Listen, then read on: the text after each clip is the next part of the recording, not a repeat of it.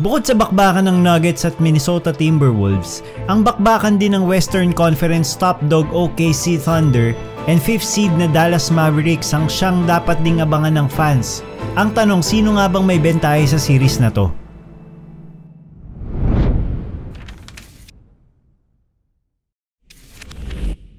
Ito ang first time na maghaharap ang dalawang teams na to ngayong playoffs after a while. Last pa nilang matchup ay nung 2016 pa kung saan ibang-iba ang roster ng bawat koponan. Speaking of roster, una natin pag-usapan yan sa OKC. Siyempre pinapangunahan sila ng MVP contender na si Shai Gilgeous-Alexander. Considered superstar na ito and ang positive rin matuturing na kasabay ng kanyang rise ay ang pag-angat din ng kanyang team. After maging 10th sa West last year, ngayon number 1 seed na sila sa conference. Solid na solid rin ang kanyang performance sa regular season pati na rin sa first round. Kaya nga kasama siya ngayon sa finalist for Most Valuable Player or MVP ng NBA. Other than him, punong-puno rin ng young talent players ang Thunder with Jalen Williams, Chet Holmgren, Josh Giddey, and Lu Dort. Lahat ng apat na players na yan ay double-digit scorers na magandang pahiwatig coming into the second round. Balanse rin ang starting five na to in terms of defense. Si Lu Dort, widely considered yan as one of the best perimeter defenders and ang probably tatao kay Luka. Versatile rin on that end si Williams and of course, handang mag-cover ng mistakes sa kanila si Chet gamit ang kanyang rim protection. Sa bench naman, hindi masyadong nagpo-produce ang kanilang unit. Bulk ng minuto ay napupunta kina Cason Wallace, Aaron Wiggins, and Isaiah Joe. Pero kahit pa so far mababa ang performance, capable naman to explore ang bench na to with their shooting and overall scoring.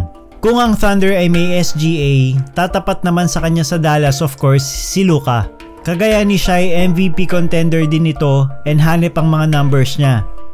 Sa first round versus Clippers, si Luka ay nagtala ng 29.8 points, 8.8 rebounds at 9.5 assists, while sa regular season ay 33.9 points, 9.2 rebounds, and 9.8 assists. Injured pa nga actually ang tuhod nito pero still, napakahalimo pa rin ang laruan. Expected mo niyan kay Luka every season. Bubuhat talaga yan. Pero ang iba ngayon sa kanilang team ay ang magandang suporta ng other star niya na si Kyrie Irving. So far, nagkiklik ang dalawang to at nagsasalitan to take over the game. Nag-average ngayon si Uncle Drew ng 26.5 points in 6 games against Clippers, which was much needed para at least makapahinga si Doncic in certain parts of the game.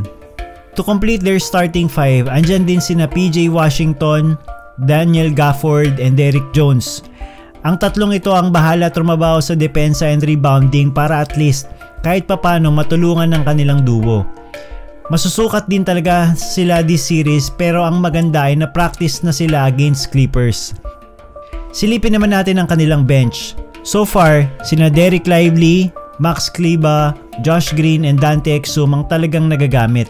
Pero mababawasan pa yan with an injury with Kleber. Tingnan natin kung magkakaroon yan ng malaking impact sa series. Sa naging regular season meeting ng dalawang teams na to, nakalamang dyan ang OKC. 3 times sila nanalo in 4 outings. Ang good news nga lang sa Mavs ay hindi naman sila complete sa 3 of 4 meetings nila. Either wala kasi ang isa kina Luka or Kai or wala talaga both. Pagdating naman sa keys to win the series ng OKC, of course dapat nilang malimit ang duo ng Dallas. Buong opensa kasi ng Mavs nakaikot sa kanila kaya kung madisrupt mo sila, probable na mahirap umiskor ang buong team. Kailangan lang nila mag-ingat dahil mabilis uminit ang dalawang to. Kahit pa bokya sa first half, mahirap pa ring iwanan ng either sa kanila lalo na si Kyrie. 28 points ang binuhos nito sa second half, series clinching ng Game 6 after magkaroon lang ng 2 points sa first half. Kailangan ding maging non-factor ang other guys ng Dallas, especially si PJ Washington. Napakaganda ng energy na nabigay ng forward sa first round kaya nga key rin ito kahit papano na papahirapan nila to.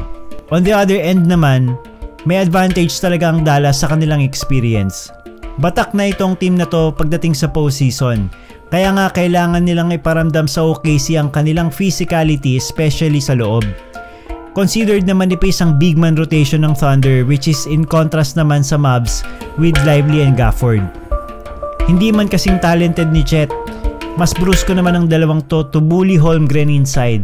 Pero for sure, alam niya ni Chet, magiging malaking problema rin ng Mavs ang scoring ni SGA, pero kung magagawa nilang mapigilan ng other guys ng Thunder, mas gagaan kahit papano ang trabaho ng Dallas. Pero sino nga ba ang llamado sa series na to? Para sa akin, well actually 50-50 to, depende sa mangyari. Kahit on paper probably may advantage ang OKC with their balanced scoring and defense, lamang naman sa experience ang Dallas.